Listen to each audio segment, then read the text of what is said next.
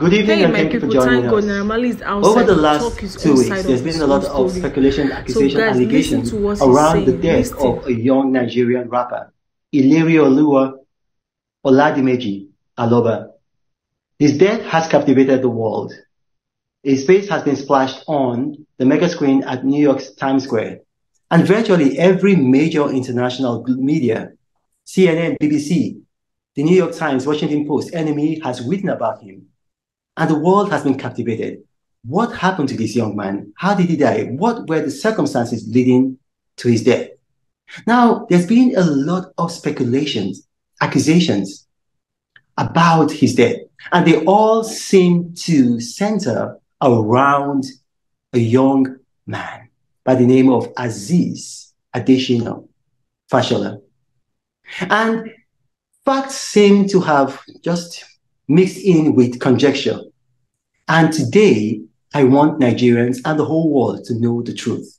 And that's why we're interviewing the man known as Naira Marley, Aziz Adesina Fashola. Welcome and thank you for joining us. Thank you for having me. Now, without further ado, because I'm not going to beat around the bush, Nigerians want to know the truth. And so we're going to go straight and directly to the point. With all the speculations, accusations, and allegations surrounding the death of Iliri Oladimeji Aloba, people have said, and it's been reported, that you had a hand in his death. Now, I'm asking you directly, whether indirectly or directly, did you have any hand in the circumstances that led to the death of the young man known as Mohbad? No, definitely no. Do you want to elaborate? You don't want to elaborate? Yeah. I've been out of Nigeria from the 31st of August. I've been with my family up to date. I haven't been to Nigeria. That's one. Two, he's left Malian music since, I don't know the particular day, but since 2022. He's left Malian music since we have not stopped him from dropping music or anything. He's been working with one PR or something like that ever since.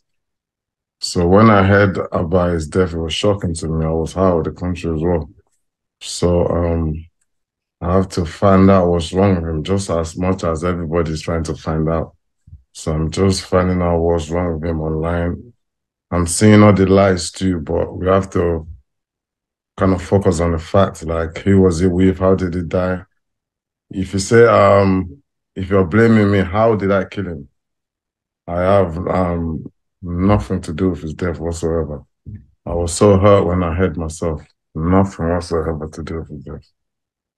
I mean, if you look at the laws of physics, if you are away, you're currently in Europe. I mean, if you are some 5,000 miles away from Nigeria, it's hard to see how you could be directly responsible for his death. That's why I said directly or indirectly. Now, he recorded a video, and in that video, he made some startling allegations. He said that, I mean, it was almost prophetic. He said, if anything should happen to him, that the world should hold you responsible. Now, why would he say that? Today, I don't understand. I don't know why. I tried to get him help when he freaked out like that. I wasn't even in the country when he made that video. I was out of the country again. When did he make the video? Do you know when he made the video? I'm sure he was doing the NDLA. I'm not really good at time. He was doing the NDLA time when they came. Okay, but the NDLEA, they've since released a statement saying that they arrested 5 people and that Ilerioluwa was not among those arrested. Looking at the video again, I was getting information. Like I said, I was out of the country.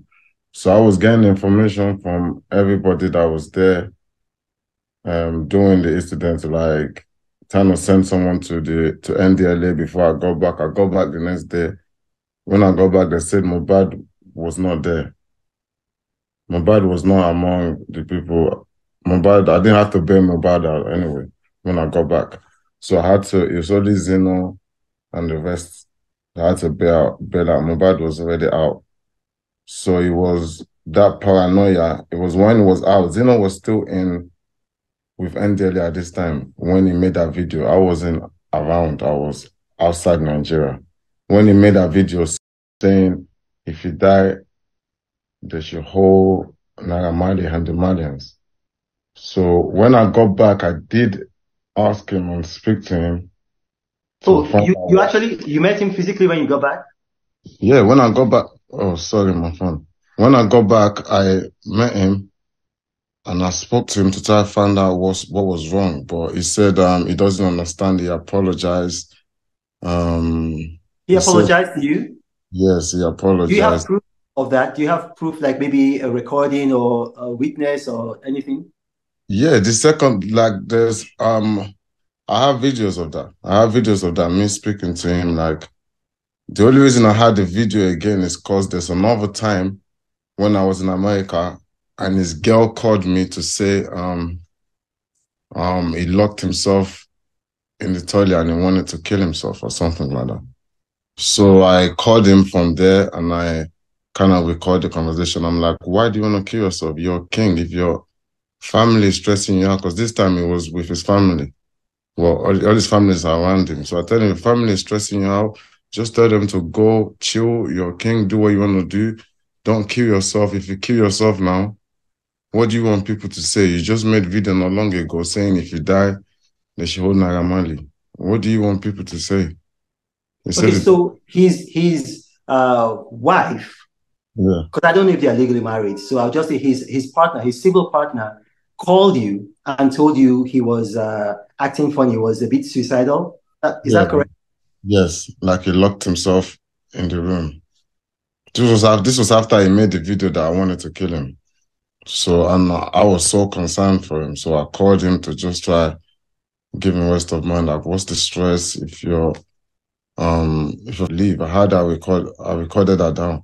I don't know why. I just found it the other day. Then again, when I came back to Nigeria, I asked to see him because I know he's been bugging out. I asked to see him. He came. Luckily I was recording that conversation too. I was just trying to see what's wrong with him.